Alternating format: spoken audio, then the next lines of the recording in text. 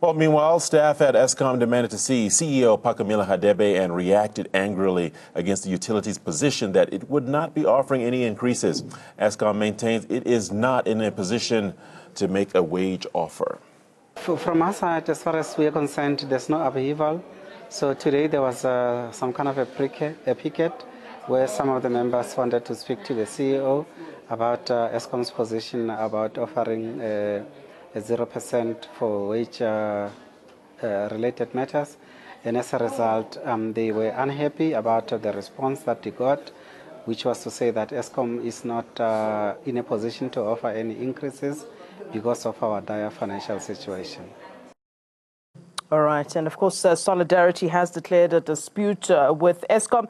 And joining me now is Solidarity's Tommy Witherspoon to speak more on this. Now, Solidarity has, first of all, good morning and welcome. Thank you very much. Good morning to you. Now, Solidarity has declared a dispute with Eskom. What exactly does that mean? It means that we opt to go to the CCMA rather than to fully strike in Eskom, because that would mean job losses to our members. Now, as Eskom is essential service. Now, NUM and NUMSA have decided, and they've said that they will be picketing. They're continuing with their strike action tomorrow at the power utilities offices. Are you, and I guess this is ironic, are you in solidarity with NUMSA and NUM? Yes, we are in solidarity with NUM and NUMSA, but that doesn't mean that we will participate in a full-out, blown-out strike. Yeah.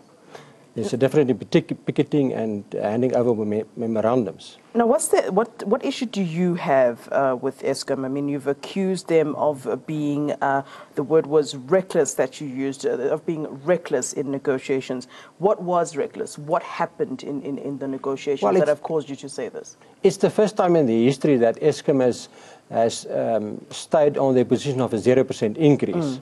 That is not good faith bargaining, you know, where the unions are willing to negotiate and Eskom is not willing to negotiate at all. Yeah. They stayed and maintained their 0% increase. That is reckless, you know. It's just not a no-go for the employees. What are the issues at Eskom? Perhaps you can just break down for us what the problems are. I mean, just yesterday we had NUMSA spokesperson Phakamile Hadebe on the line with us, also breaking down their issues. I think one of the issues was that Eskom brings armed guards to negotiations and so forth. What are, if you can break down for us, the issues that Solidarity in particular is having with Eskom? Well, one of the main issues that we have with Eskom is that the fraud and corruption that's going on in Eskom. You know, the major built stations that's been built, the Ngula, Medupi and Kusile, those power stations have been overpaid, you know, they're much more than what was budgeted for. And we've actually asked the power utility, Eskom, to provide us with that audited figures on what was actually paid more than what was budgeted for. And we believe, so from Solidarity's side, that that's one of the main reasons why Eskom is in the state of affairs that it is, because of the over-budgeting and the overspending, you know. You know, to use the word fraud and corruption sort of lightly is problematic, because fraud and corruption are crimes. So if you're saying and if you're implying that Eskom and the executives at Eskom are, you believe, guilty of fraud and corruption, why has the matter not then, instead of being taken to those you're accusing of having behaved fraudulently or with corruption, why don't you take the matters to the relevant authorities, whether it is the police or maybe even take it even higher to government, for instance?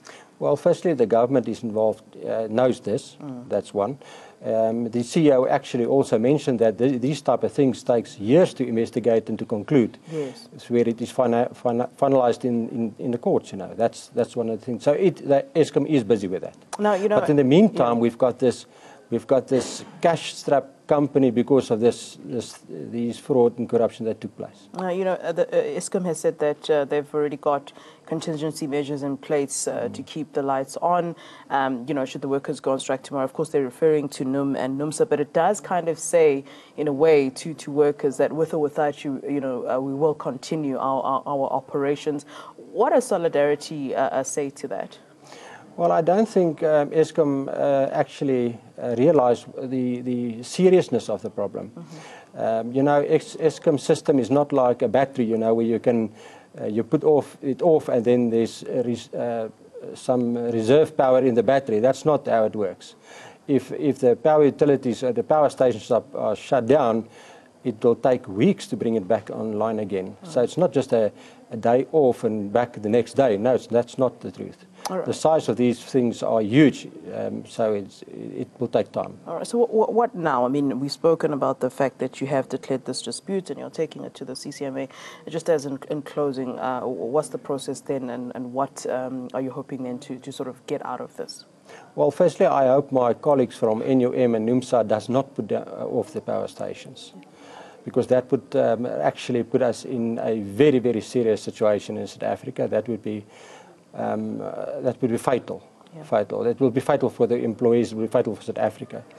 I would rather hope that they join us in the CCMA dispute, so that we can try and resolve this thing at the CCMA rather. What is the relationship then between yourself and NUM and NUMSA, the other unions? We've got a good relationship. We've got a really good relationship.